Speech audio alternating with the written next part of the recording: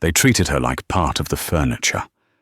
To the billionaires in the room, Maya was just the girl refilling the water glasses, invisible, silent, and easily replaced. But when a frantic, encrypted phone call rang out in a dialect no one else in the boardroom could understand, Maya didn't just pour the wine, she broke protocol. By answering that call, she didn't just risk her job, she stumbled into a conspiracy involving a $20 billion merger, a corrupt executive, and a hitman closing in on the CEO's family. In a world where money talks, the waitress was the only one listening, and the price of the truth was about to skyrocket. The kitchen of L'Horizonte, Manhattan's most exclusive rooftop restaurant, smelled of truffle oil, searing Wagyu beef, and fear. "Table 4 needs to be cleared, Stone. Move it! You're dragging your feet like you're on a vacation." Maya Stone tightened the strings of her apron, ignoring the sting of humiliation that flushed her cheeks. Todd, the floor manager, loomed over her. He was a man who compensated for his lack of competence with an abundance of cologne and volume. "I'm going, Todd," Maya said, her voice steady. "I was just polishing the silverware for the Blackwood reservation. You said it had to be spotless." "Don't talk back to me," Todd sneered, wiping sweat from his forehead. "Tonight is the most important night in the history of this restaurant. Ethan Blackwood is hosting the Rossi delegation. If a single fork is out of place, if a water glass goes empty for more than 10 seconds, I will personally throw you off this roof. Do you understand?" "Understood," Maya said, grabbing a tray. She pushed through the heavy swinging doors and stepped out onto the floor. The transition was jarring. The kitchen was a chaotic war zone, but the dining room was a sanctuary of hushed whispers and clinking crystal. The view of the New York City skyline was breathtaking, a sea of glittering diamonds against the dark velvet sky. Maya had once thought she would be sitting at these tables, not wiping them. 3 years ago, she had been a top graduate from the London School of Economics, fluent in 4 languages, with a specialization in international corporate law. She had dreams of mergers, acquisitions, and boardrooms. Then came the crash. Not the market, but her life. Her father's sudden illness, the crippling medical debt, the loss of their family home in Ohio. She had moved to New York for a job that evaporated the moment the firm downsized, leaving her with no connections, a mountain of bills, and a desperation that led her to L'Horizonte. Here, her degree didn't matter. Her fluency in Italian didn't matter.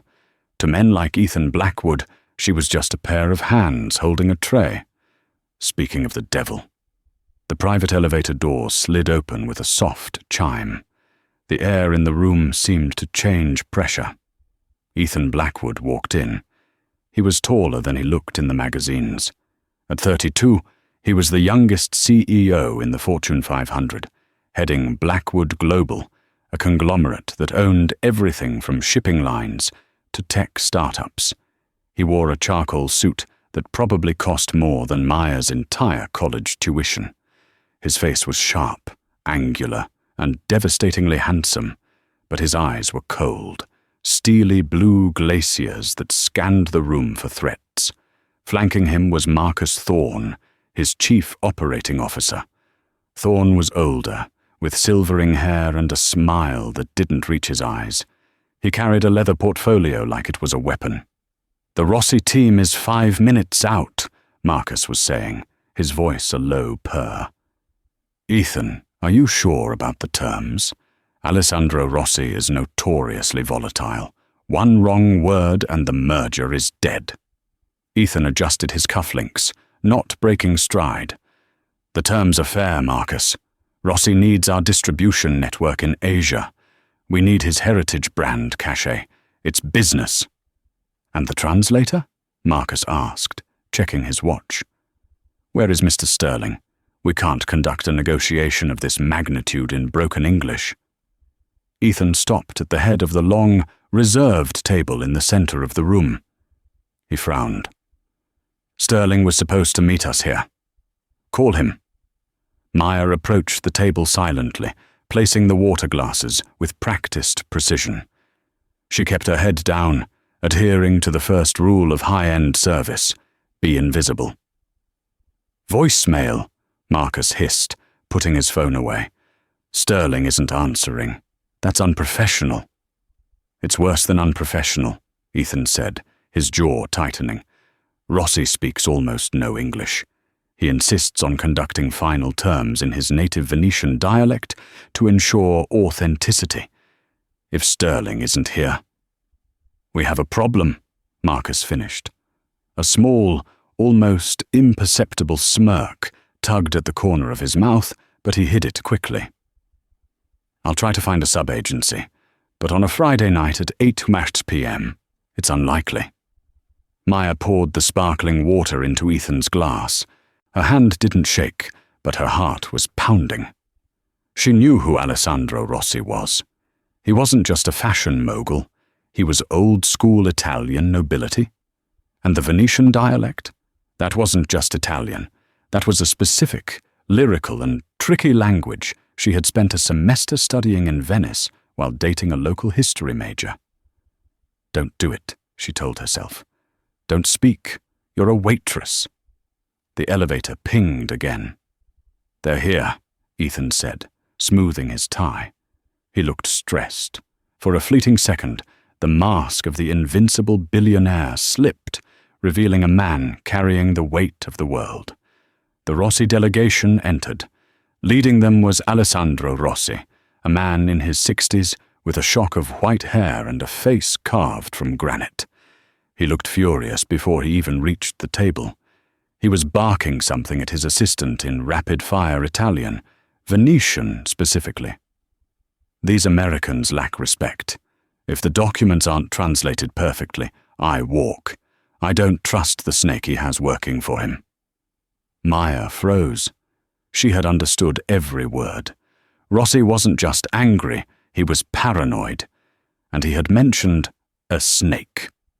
Ethan stepped forward, extending a hand. "Signor Rossi, welcome." Rossi looked at Ethan's hand, then at the empty chair where the translator should have been. He said something in Italian that was incredibly insulting regarding Ethan's intelligence. Ethan kept his smile fixed, though his eyes hardened. "Marcus, where is the translator?" I can't get a hold of him, Ethan," Marcus said, feigning panic. Rossi looks upset. "He just called you an incompetent child," Maya whispered. The words slipped out before she could stop them. Silence descended on the table. It was heavy, suffocating silence. Ethan Blackwood turned his head slowly, looking at the waitress standing by his elbow, holding a pitcher of water. It was the first time he had actually looked at her. "What did you say?" Ethan asked, his voice low. Todd, the manager, materialized out of thin air, his face purple with rage.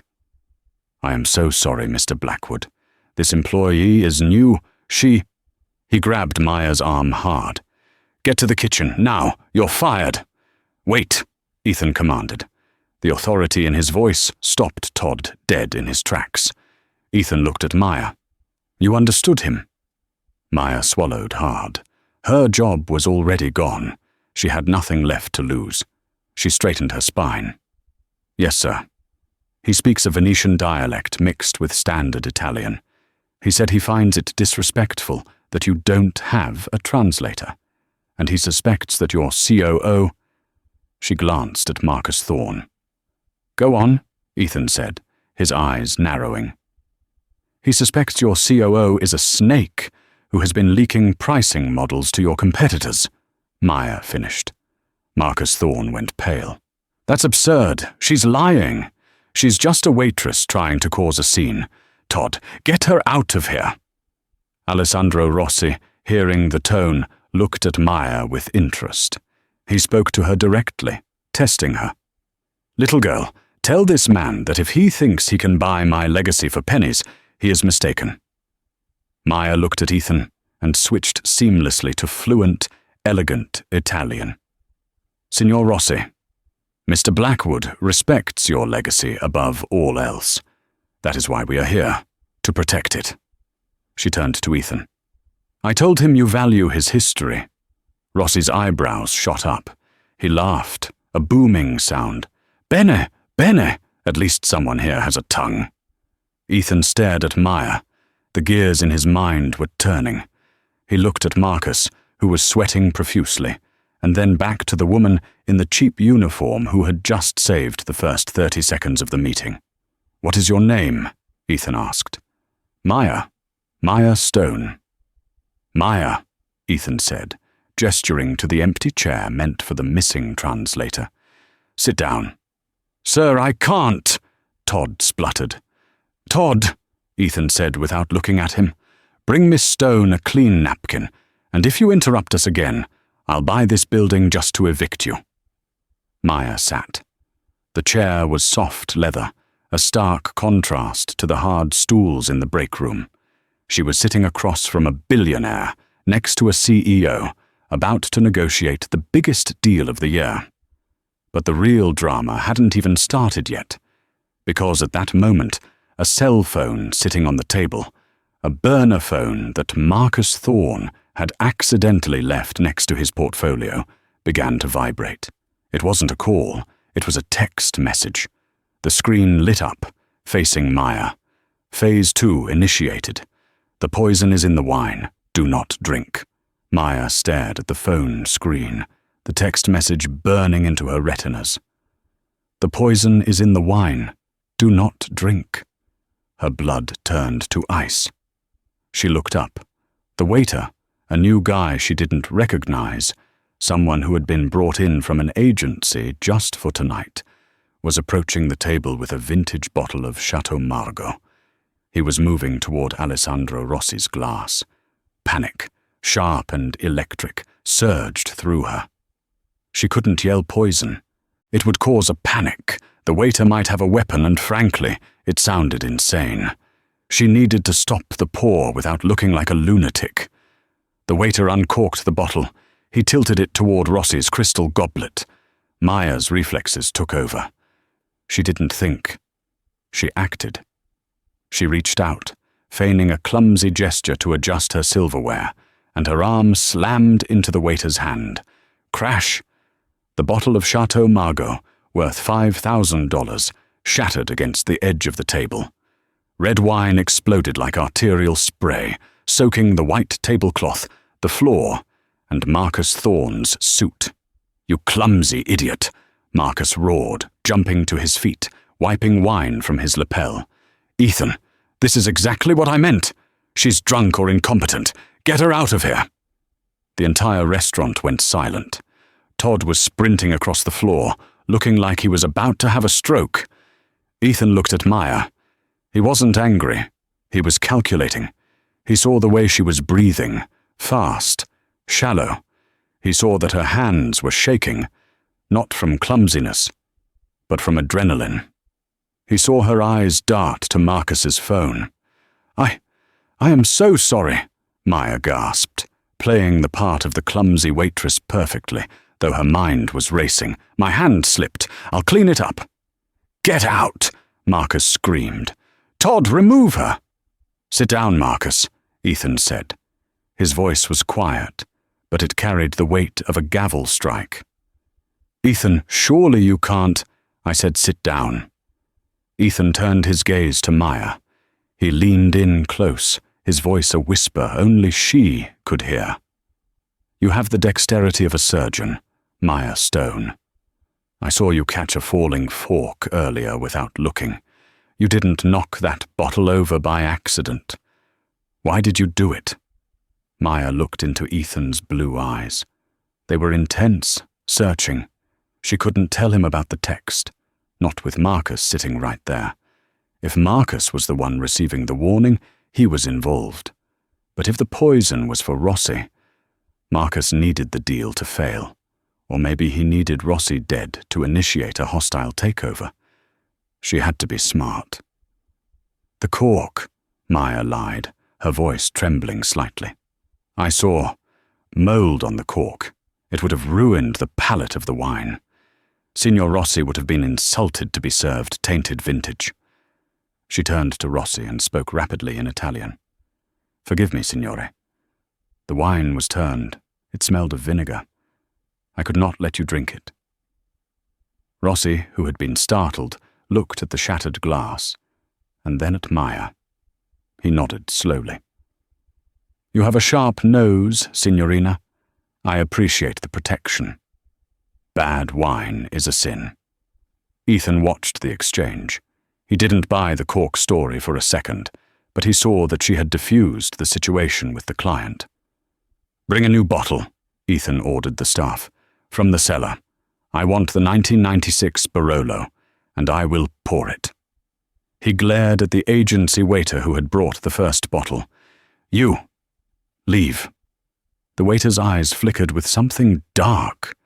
Frustration? Before he turned and hurried toward the kitchen exit. Maya sat back down, her heart hammering against her ribs. She glanced at Marcus's phone again. The screen was dark now. Marcus snatched it up and shoved it into his pocket, his eyes darting around the room nervously. "Shall we proceed?" Ethan asked, opening the leather folder in front of him. For the next hour, Maya was in a fugue state. She translated complex financial clauses, navigated cultural misunderstandings, and softened Rossi's aggressive demands into palpable requests. She was brilliant.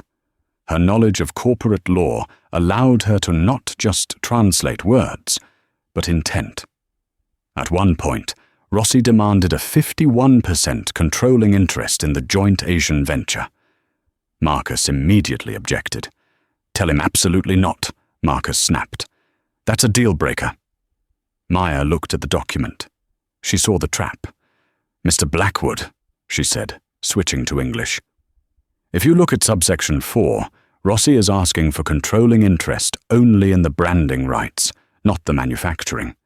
If you give him that, he absorbs the marketing liability. It actually saves you $40 million a year." Ethan looked at the clause.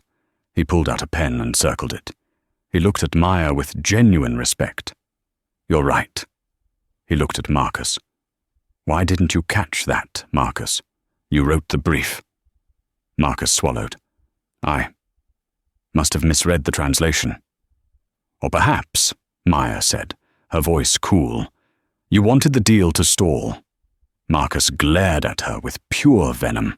If looks could kill, Maya would be dead on the floor. As the main course was served, monkfish with saffron risotto, Ethan's personal phone rang. He frowned. "Excuse me. It's my head of security." He stood up and walked to the glass balcony doors. Maya was left alone with Marcus and Rossi. Rossi was busy eating, pleased with the progress. Marcus leaned in toward Maya. The charm was gone.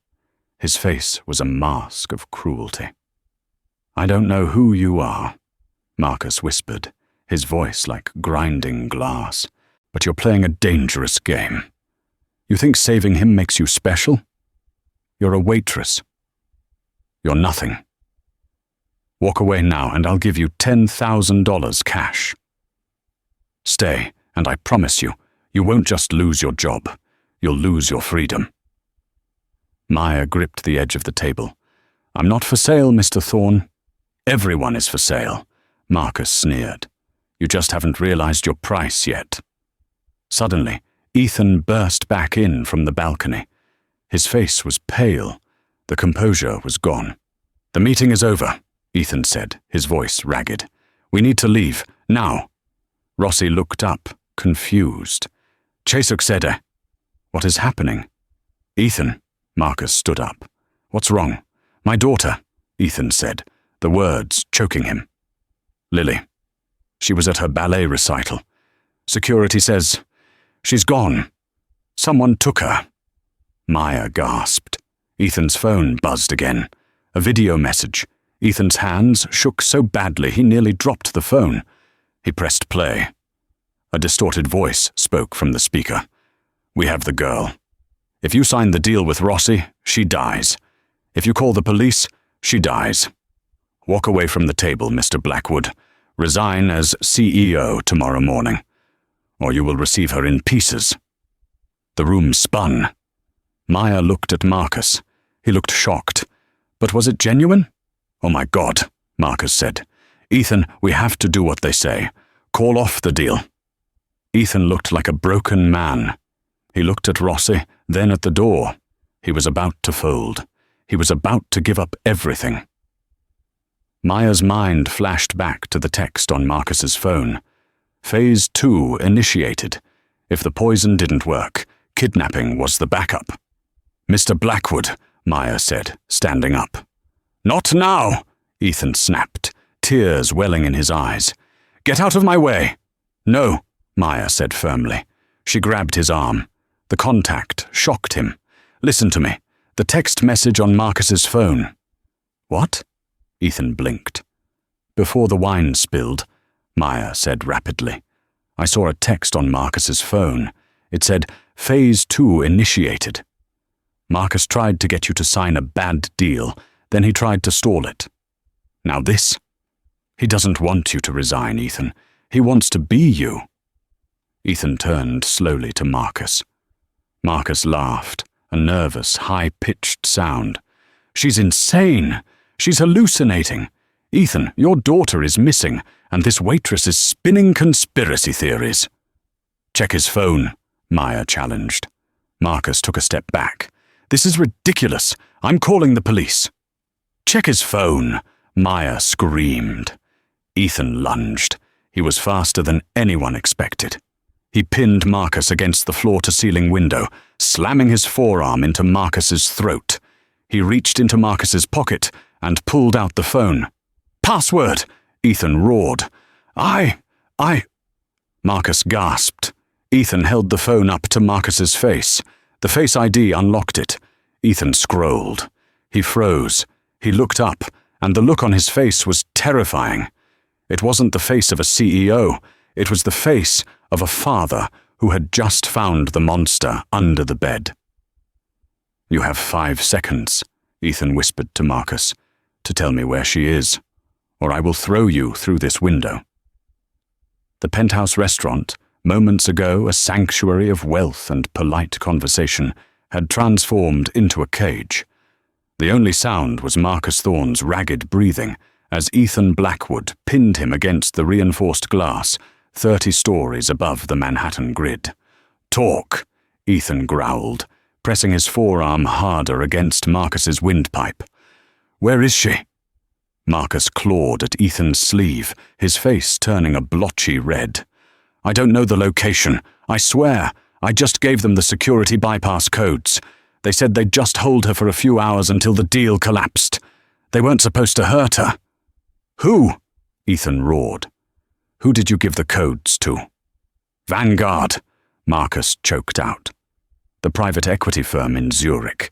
They want the Rossi merger to fail so they can buy Rossi's debts for pennies on the dollar. They promised me the CEO spot once you were forced out for incompetence." Ethan's expression broke. It was a look of pure betrayal. Marcus hadn't just risked the company. He had sold a 5-year-old girl to corporate vultures. "You sold my daughter for a chair," Ethan whispered, stepping back. He looked like he was about to be sick. "Ethan, please," Marcus wheezed, sliding down the window to the floor. "You have to understand.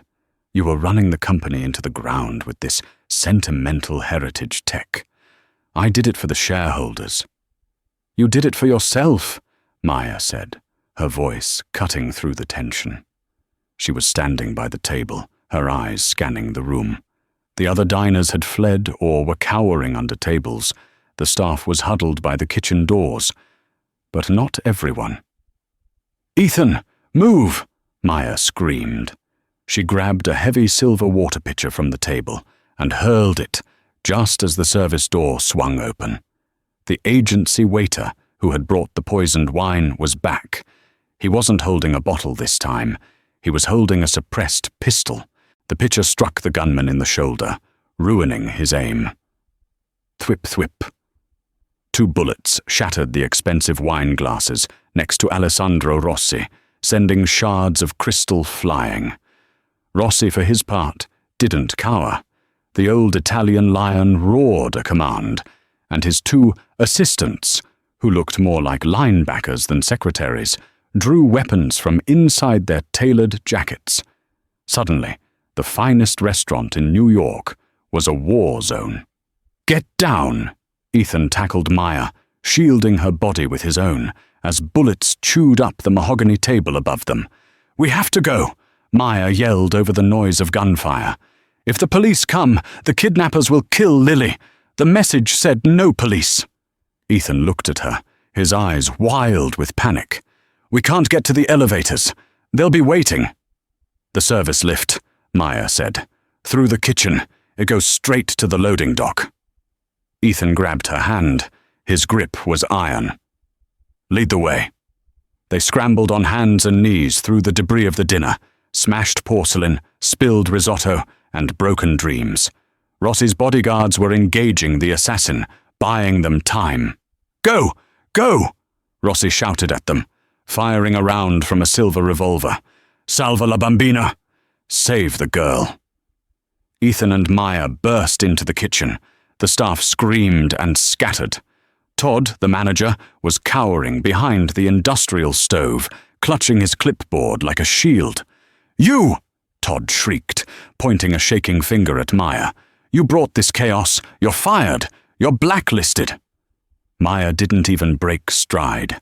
She shoved a rolling cart of dirty dishes into Todd's path, sending him sprawling into a pile of linen napkins. "I quit," she called back. They reached the service elevator. Ethan punched the button repeatedly.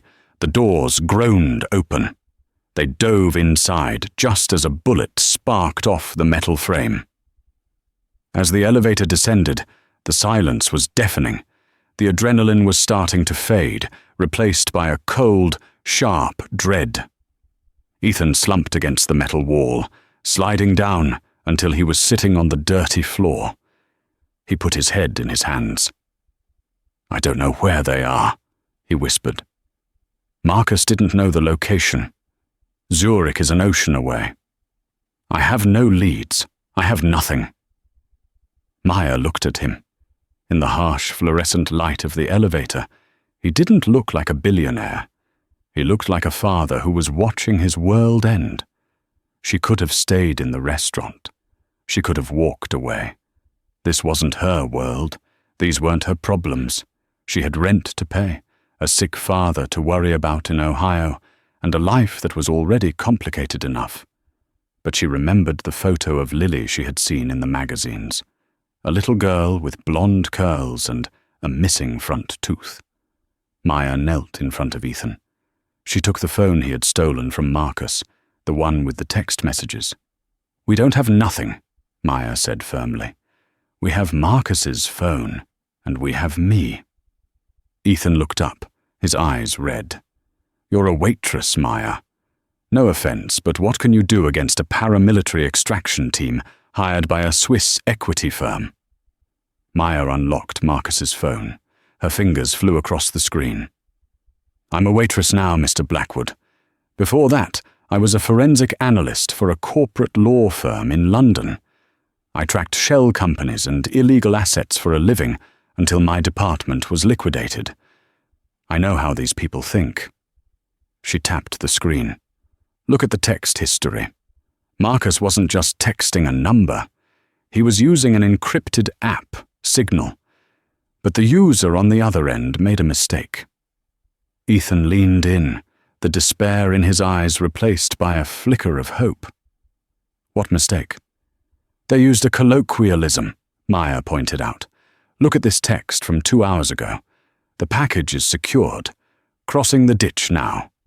"The ditch?" Ethan frowned. "The Atlantic Ocean?"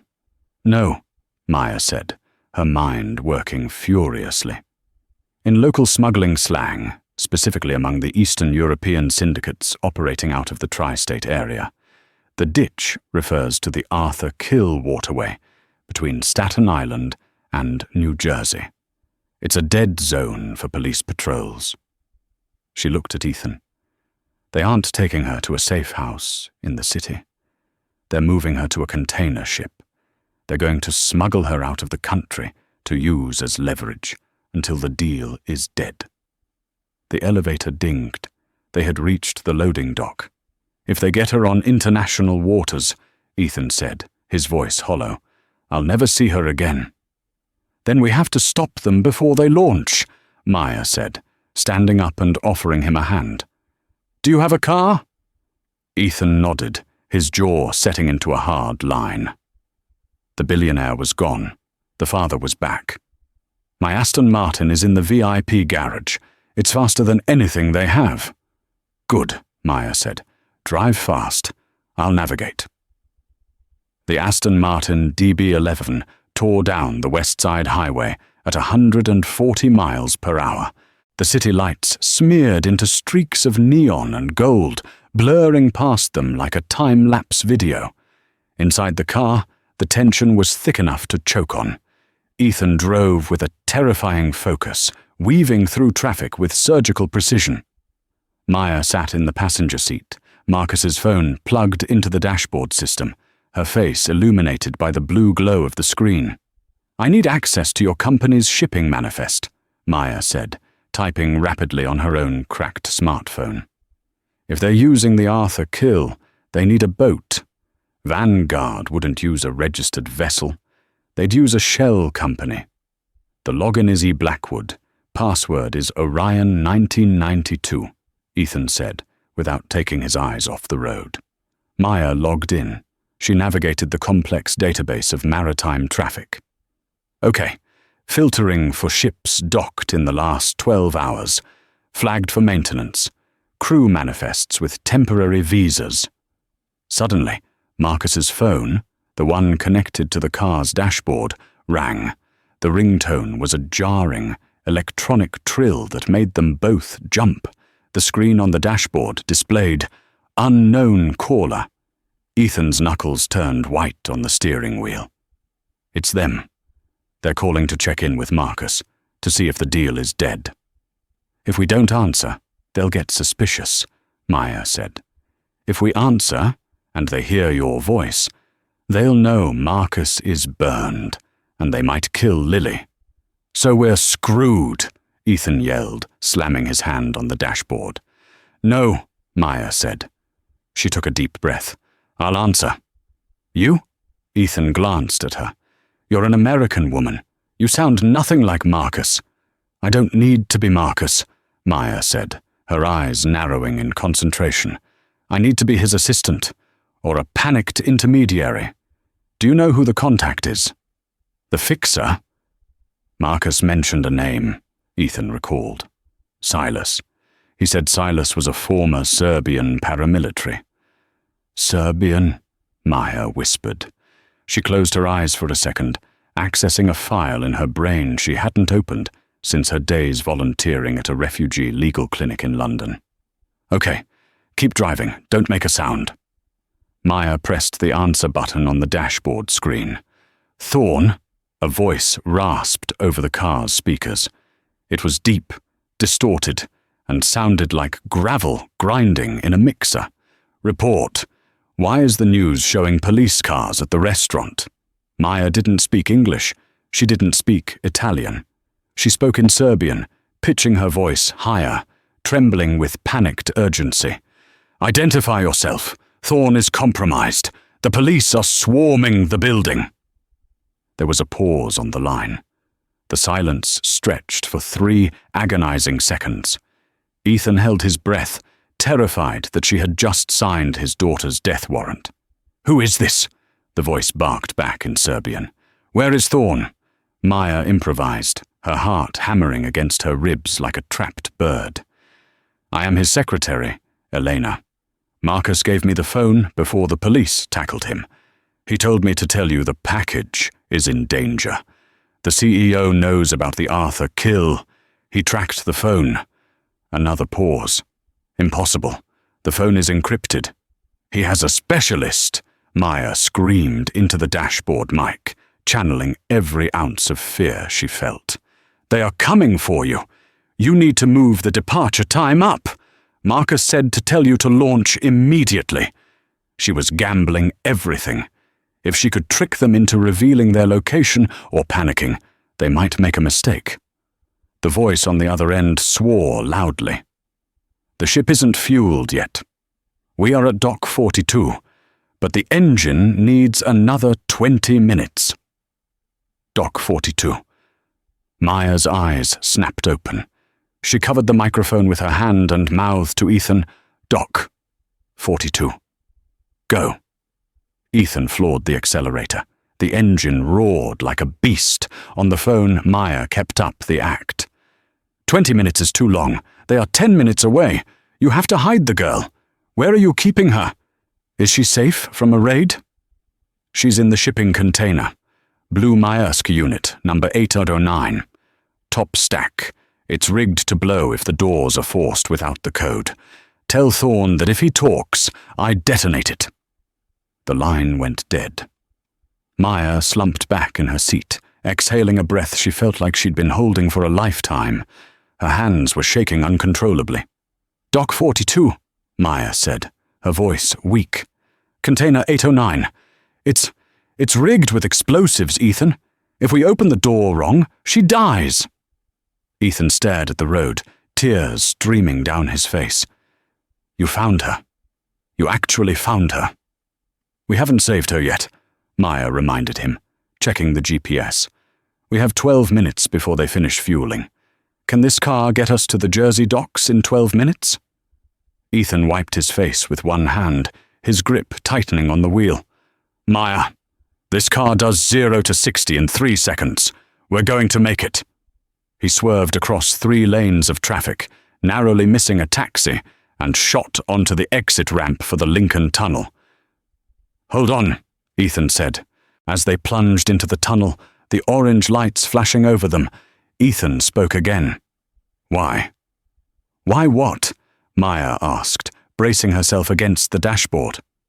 "Why are you doing this?" Ethan asked. "You could have walked away. You could have taken the cash Marcus offered. Hell, you could be safe at home right now. Why are you risking your life for a man who didn't even know your name 3 hours ago?" Maya looked at him. She saw the vulnerability beneath the power. "Because I know what it's like to lose everything, Mr. Blackwood. To have the people who are supposed to protect you fail. To watch your life fall apart because of money and greed." She looked out the window at the tunnel walls blurring by. "My father. He worked for a factory for 30 years. Vanguard Equity bought it, stripped the pension fund, and bankrupted it. The stress caused his stroke. We lost the house. I lost my career trying to pay his bills." She turned back to Ethan. "I hate men like Marcus Thorne. I hate companies like Vanguard. And I promised myself if I ever got a chance to hurt them, to really hurt them, I would take it." Ethan looked at her, stunned. He realized then that he wasn't sitting next to a waitress. He was sitting next to a warrior who had been hiding in plain sight. "When this is over," Ethan said, his voice fierce, "if we survive this, Vanguard is going to burn, and you're going to help me light the match." "Eyes on the road, CEO," Maya said, pointing ahead. "We're out of the tunnel." They burst out into the New Jersey night. The docks loomed ahead, a maze of cranes and steel containers, and somewhere in that labyrinth, a little girl was trapped in a box rigged to explode, with a mercenary holding the detonator. "There," Ethan pointed. "Dock 42. I see the lights." "Kill the headlights," Maya commanded. "We go in quiet." Ethan killed the lights. The Aston Martin became a shadow, gliding silently into the belly of the beast. The real fight was about to begin. The New Jersey shipping yards were a graveyard of silence, broken only by the distant clang of metal on metal and the low hum of the ship's engines. The air smelled of brine, diesel, and rotting seaweed. Ethan parked the Aston Martin behind a rusted dumpster, a $1 million car hiding amongst trash. He killed the engine. "Stay close," he whispered, stepping out into the cold night air. He looked different now. The suit jacket was gone, his sleeves were rolled up, and his tie lay discarded on the passenger seat. He looked ready to kill. Maya followed him, clutching Marcus's phone like a lifeline. Container 809, top stack. That means it's 30 feet in the air. They moved through the shadows of the shipping containers, a labyrinth of corrugated steel towering over them like skyscrapers.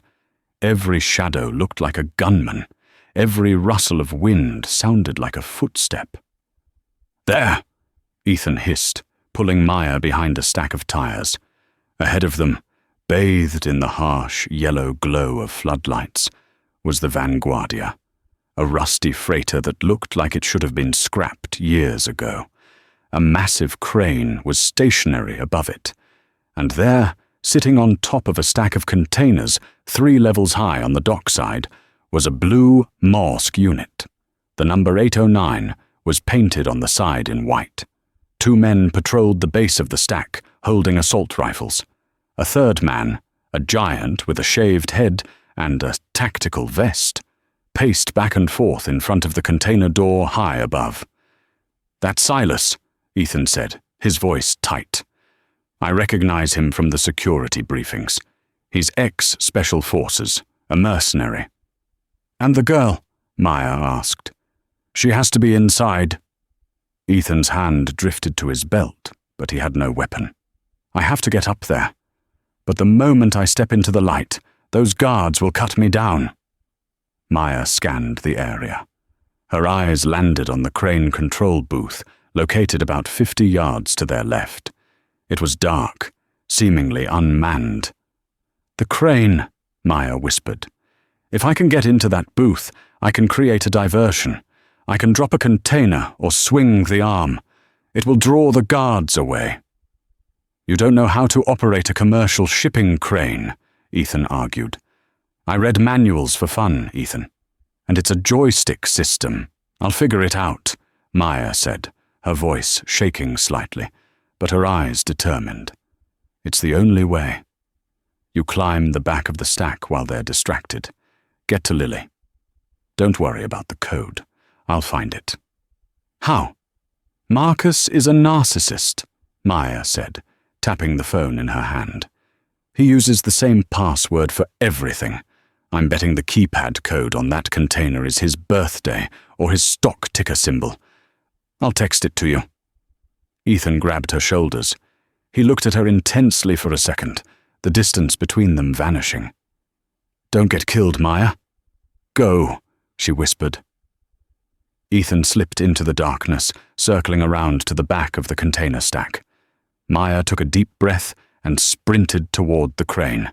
She kept low, moving between the shadows. She reached the ladder of the crane tower and began to climb. Her hands were cold, the rungs slippery with oil. 30 feet. 40 feet. She reached the cab. It was locked. "Damn it," she cursed. She looked around. She found a loose metal pipe on the walkway. Wrapping her hand in her apron to muffle the sound, she smashed the side window. Crack. She reached in, unlocked the door, and slid inside. The control panel was a confusing array of buttons and levers, but the main joystick was obvious. She hit the green power button.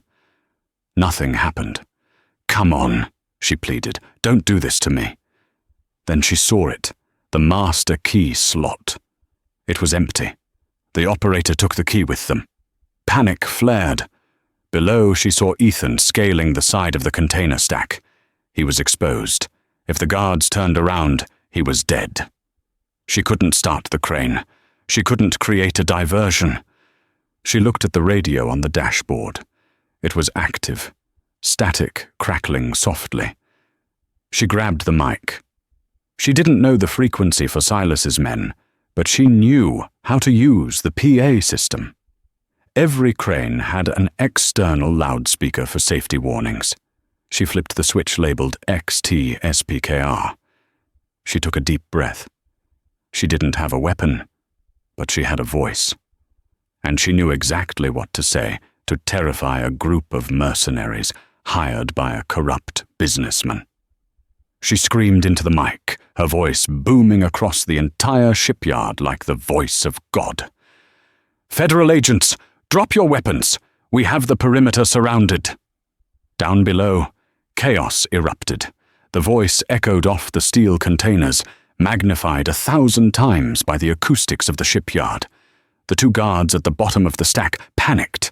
They spun around, aiming their rifles into the darkness, looking for the phantom federal agents. "We're compromised!" one shouted. "Fall back to the ship!" Silas, standing on top of the stack, didn't panic. He pulled a radio from his vest. "Hold your positions. It's a trick. I don't see any flashing lights." But the distraction was enough. Ethan vaulted over the edge of the container stack, tackling Silas from behind. The two men hit the metal roof of the container with a bone-jarring thud. Silas was strong. He threw Ethan off like a rag doll. Ethan scrambled back, dodging a heavy boot aimed at his skull. Silas drew a combat knife. "You should have stayed at dinner, Mr. Blackwood." Ethan didn't speak. He just fought. He wasn't a soldier, but he was desperate. He dodged the knife slash and drove his fist into Silas's ribs. It felt like punching a brick wall. Silas laughed and headbutted Ethan. Ethan staggered back, blood pouring from his nose. Silas lunged, pinning Ethan against the edge of the container drop-off. "Watch your step," Silas grinned, pressing the knife toward Ethan's throat. Crack! A gunshot rang out. Silas jerked, his knife clattering to the metal floor. He looked down at his shoulder, where a blossom of red was spreading. He looked up. Maya was standing on top of the adjacent container stack, 20 feet away. She was holding a pistol she had found in the crane cab, an emergency flare gun converted to fire small caliber rounds, something dock workers sometimes kept for protection against rats or thieves. It wasn't accurate, and it wasn't powerful, but at this range, she hadn't missed. "Get away from him!" Maya screamed, her hands shaking as she leveled the gun for a second shot. Ethan took the opportunity. He kicked Silas in the chest. The mercenary, off balance from the gunshot, stumbled backward. He flailed, trying to grab the edge, but it was too late. Silas fell 30 feet, crashing onto a pile of wooden pallets below. He didn't move. Ethan scrambled to the container door. It was locked with a heavy electronic keypad. A red light blinked ominously. "Maya!" Ethan yelled. "The code! It says armed!"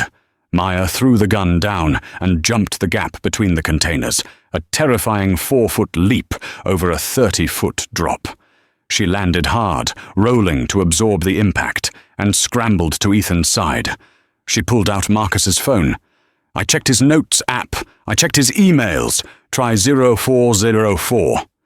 Ethan punched it in. Error. The red light blinked faster. A timer appeared on the screen. 00060. 60 seconds, Ethan screamed. It triggered the countdown. "Stop!" Maya grabbed his hand before he could punch in another number. "Think! Marcus is arrogant, but he's also obsessed with money. What's the one thing he cares about more than himself? His stock options?" Ethan guessed. "No," Maya said, scrolling frantically through the text history on the stolen phone. "Wait, the text to Vanguard. He mentioned an account number. Deposit the fee to the Cayman account ending in..." She found the text. Account ending in 8812. "Try 8812, Maya said. "If you're wrong, the door blows and kills her," Ethan said, sweat dripping into his eyes. "I'm not wrong," Maya said, though she was terrified. "Marcus loves money. That account is his exit strategy. It's his freedom. It's the code." Ethan looked at the timer. "You're 20. He typed 8812. He hit enter. The red light turned green. The hiss of hydraulic locks releasing sounded like the sweetest music in the world. Ethan threw the heavy steel doors open. "Lily!" Inside, huddled in the corner on a dirty mattress, was a small girl in a pink tutu. She was crying, holding a stuffed bear. "Daddy!" she screamed. Ethan rushed in, scooping her up into his arms, burying his face in her hair. I've got you, baby. You're safe. We have to go, Maya said, pulling at his arm. The guards below. They're coming back. She was right. Bullets started pinging off the metal door of the container. The guards had realized the feds weren't there and were shooting at the figures on the stack. We're trapped, Ethan said, clutching Lily to his chest. We can't climb down the ladder. They'll shoot us off. Maya looked around. The crane she had been in earlier. The arm was still positioned over the ship, but a heavy steel chain dangled from it, the hook resting on the container roof near them. The chain! Maya yelled. Grab the hook! Ethan looked at the heavy industrial hook. Are you crazy? Do you want to wait for them to climb up? Maya grabbed the thick, greasy chain. Hold Lily tight. Wrap your legs around the chain. I'll hold on to you. Ethan didn't hesitate. He grabbed the chain, wrapping one arm around it and the other, clamping Lily to his body. Maya wrapped her arms around Ethan's waist, locking her hands together. Jump! Maya yelled. They leaped off the side of the stack. They swung out into the void, a human pendulum suspended over the dark water of the harbor. Bullets whizzed past them, sparking against the chain. The momentum carried them away from the dock, out over the gap between the pier and the ship. Let go! Maya screamed as they reached the apex of the swing, just above the water. They released the chain. They plunged into the freezing waters of the Arthur Kill. The shock of the cold was instant and paralyzing. Maya kicked hard, surfacing and gasping for air. Ethan! She yelled. Here! Ethan surfaced a few feet away, holding Lily up to keep her head out of the murky water. Lily was wailing, but she was alive. Swim to the pilings, Maya commanded, pointing to the wooden supports under the dock where the shadows were deepest. They swam, fighting the current and the weight of their clothes. They reached the wooden beams and huddled underneath the pier, shivering violently. Above them they could hear boots stomping on the wood.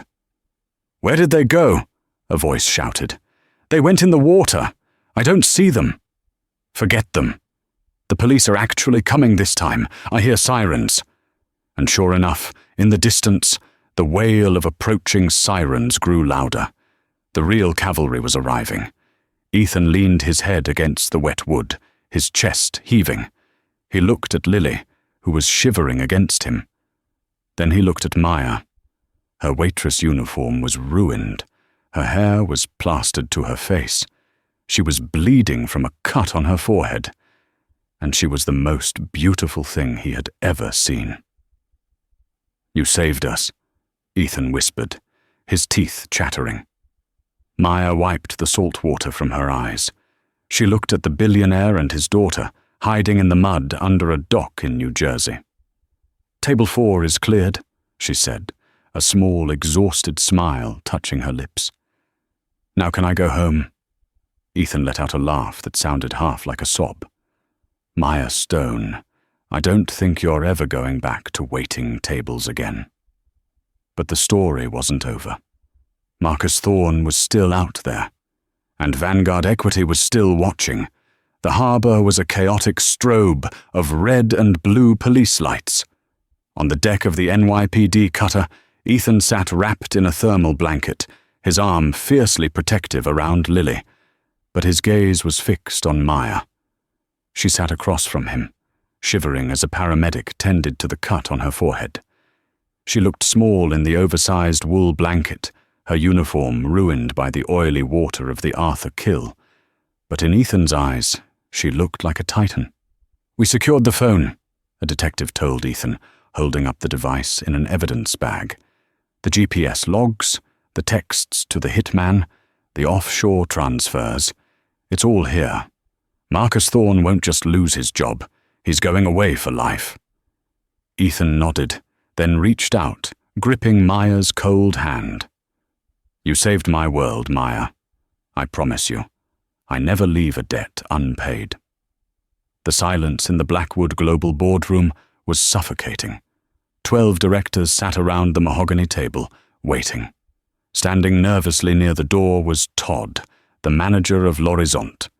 He smoothed his cheap tie, sweating profusely. He assumed he was here to be rewarded for managing the crisis. The double doors swung open. Ethan Blackwood walked in, looking every inch the billionaire CEO, but the room's collective breath hitched at the woman walking beside him. It was Maya, but the apron was gone. She wore a tailored cream power suit, her hair styled in a sharp, professional bob, carrying a leather briefcase with an air of absolute command. "Todd," Ethan said, his voice dropping the temperature in the room by 10 degrees. "You're wondering why you're here. I assume to discuss the new security protocols, sir," Todd stammered. "You're here to be made an example of," Ethan said coldly. "You treated your staff like garbage. You ignored safety protocols. You are fired, effective immediately. Security is waiting to escort you out." "But she's just a waitress." Todd pointed a shaking finger at Maya. "She caused the scene. She broke the wine." Maya stepped forward, placing her briefcase on the table. "Actually, Todd," she said, her voice smooth as silk but hard as steel, "I'm the new vice president of international legal affairs. I passed the New York bar 3 years ago with a specialization in corporate fraud. Mr. Blackwood has hired me to clean up the mess Marcus left behind." Todd's jaw hit the floor. The board members looked at Maya with stunned respect. "Goodbye, Todd," Maya said, dismissing him with a glance. As the guards dragged a sputtering Todd away, the tension in the room broke. Ethan gestured to the empty seat at his right hand, the seat of power. "Shall we begin?" 3 hours later, the meeting adjourned. Maya had been brilliant, dismantling the hostile takeover attempt with surgical precision. When the room finally cleared, Ethan loosened his tie and turned to her. "You were terrifying today," he smiled. "The salary we negotiated covers your parents' debt, but I feel like I'm still underpaying you." "The money is fine," Maya said, closing her files. "My parents are safe. That's all I needed." "Is it?" Ethan stepped closer, the professional distance vanishing. The electricity between them was still there, just as strong as it had been under the pier. "Is that really all you want?" Maya looked up at him, a playful spark in her eyes. "Well, I never did get to finish my dinner that night. I hear the CEO owes me a meal." Ethan laughed, taking her hand. "I know a place. Great view. But I promise the service will be much better this time." "It better be," Maya teased, "or I'll have to fire the manager." They walked out of the boardroom together, hand in hand, ready to start a new chapter, one where the waitress was the boss, and the billionaire finally found a partner worth fighting for. And that is the story of how one split-second decision changed everything. Maya could have stayed silent. She could have let the insults slide and gone home to her struggles. But she chose to speak up. She chose to use her hidden skills and her courage to step into the line of fire. In the end, it wasn't money or status that saved the day. It was character. Maya proved that you should never underestimate someone just because of the uniform they wear. The person serving your coffee might just be the smartest person in the room, and the only one who can save your life. What would you have done in Maya's shoes? Would you have answered that phone? Let me know in the comments below. If you enjoyed this story of karma, justice, and high-stakes romance, please hit that like button. It really helps the channel. And don't forget to subscribe and ring the bell so you never miss a new story. Thanks for watching.